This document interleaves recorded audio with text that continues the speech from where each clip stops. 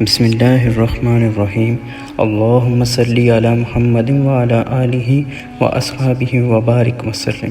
دوستو، اللہ کی ذات پاک نے حضرت موسیٰ علیہ السلام کو بے شمار معجزات سے نوازا۔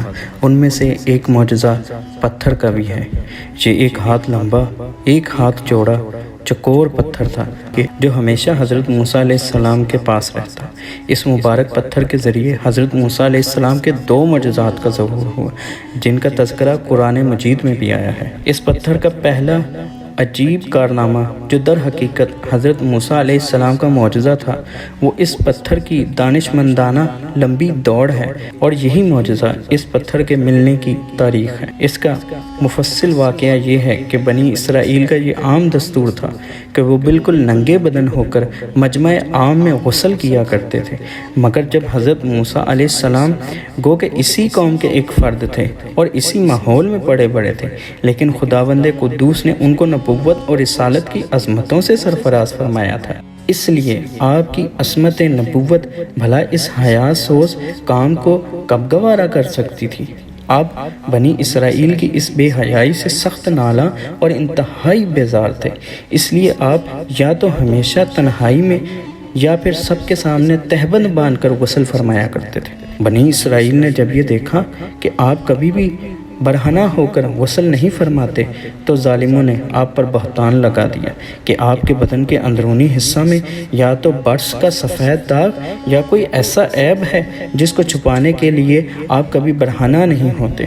اور ظالموں نے اس تہمت کا اس قدر چرچا کیا، اس قدر اعلان کیا، ہر کوچہ و بازار میں اسی کا تذکرہ ہونے لگا۔ اس مکروہ تہمت کا حضرت موسیٰ علیہ السلام کے قلب نازک پر بڑا صدمہ اور رنج گزرا، اور آپ بڑی کوفت اور اذیت میں پڑ گئے۔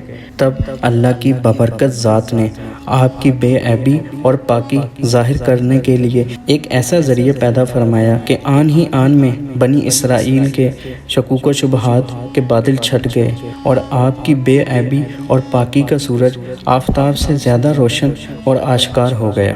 اور وہ یوں ہوا کہ ایک دن آپ پہاڑوں کے دامن میں چھپے ہوئے ایک چشمہ پر غسل کے لیے تشریف لے گئے۔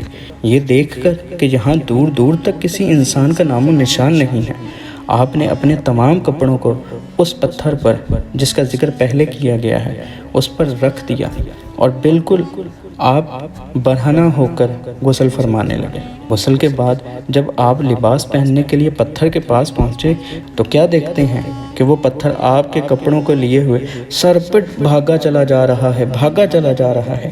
یہ دیکھ کر حضرت موسیٰ علیہ السلام بھی اس پتھر کے پیچھے پیچھے دوڑنے لگے اور پکارنے لگے سوبی حجرو، یعنی اے پتھر میرا کپڑا، اے پتھر میرا کپڑا۔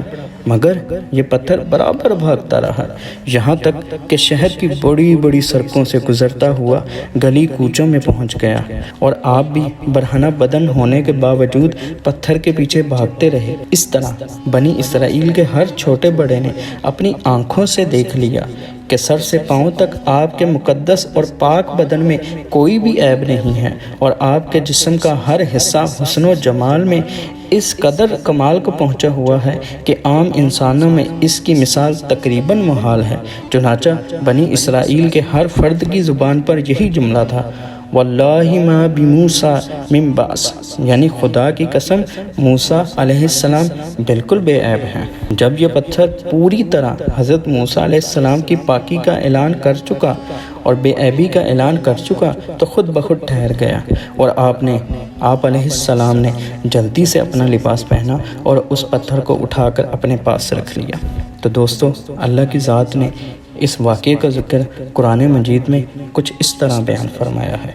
یا ایہا الذین آمنوا لا تکونوا کالذین آذوا موسیٰ فبرأہ اللہ مما قالوا وَكَانَ عِندَ اللَّهِ وَجِيهًا۔ دوستو، دوسرا معجزہ میدان طے میں اسی پتھر پر پیش آیا۔ میدان طے میں اسی پتھر پر حضرت موسیٰ علیہ السلام نے اپنا عصا مارا تو اس سے 12 چشمے جاری ہو گئے، جس کے پانی کو 40 سال تک بنی اسرائیل میدان طے میں استعمال کرتے رہے۔ سبحان اللہ۔